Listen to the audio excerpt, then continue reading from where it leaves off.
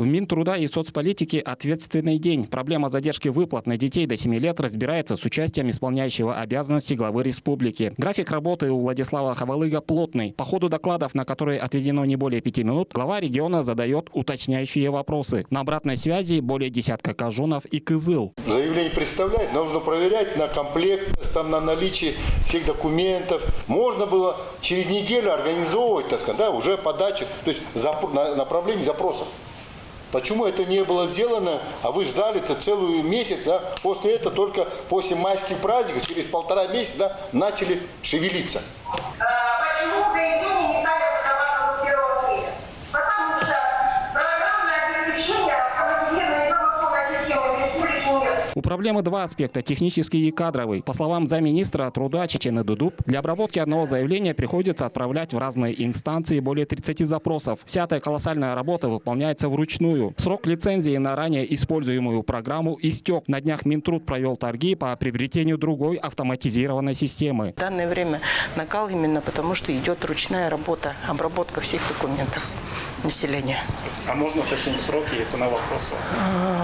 Сроки у нас уже аукцион сегодня, прием документов окончен, там уже идет аукцион будет и 10 дней потом нам потребуется 2 недели на все это. И дальше, конечно, уже эксплуатация работы программы самой. В Кажунах приемом и обработкой заявлений занимаются специалисты управления труда. Работают допоздна, без выходных и все равно не успевают. Из-за возросшей нагрузки увеличилась текучесть и без того дефицитных кадров. Кадровый вопрос, обучение специалистов, привлечение инвестиций в социальную сферу. Первостепенные задачи недавно назначенного министра труда и соцполитики Тувы. Основная цель, которую глава ставил, когда, соответственно, на эту должность выдвигал, когда мы с ним разговаривали, все-таки было приведение в системность работы вообще по выплатам. То есть выплаты должны иметь системный характер. То есть в этом отношении никаких проблем не должно быть. Это должно ежемесячно начисляться и автоматом выплачиваться. Соответственно, вот эту работу необходимо выстроить. И вторая работа, конечно, это взаимодействие с федеральным уровнем, привлечение максимально возможного уровня инвестиций.